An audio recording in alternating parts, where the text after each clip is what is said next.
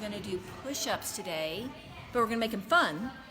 We're going to make them so that if you feel like push-ups are too hard to make my shoulders tight, we're going to make them a little more dynamic, because the more dynamic you are in your movements, the more coordination you have, better balance, the better you'll feel. You know my story. Okay, so let's start off. Let's say you have to do a bona fide push-up on your knees. I love it if you do your hands together like this. It's much, much, much more centered to the part of the back that most people just can't get connected to. Get your neck nice and long, kind of go down like this.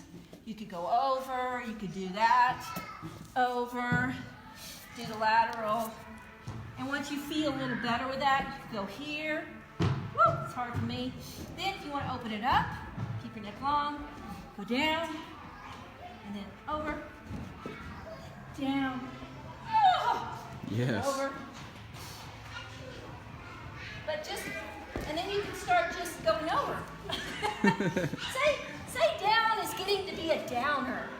You could go down and up. But this is like a lot. It's easier to do a lot of them, but it's hard. So you'll like it.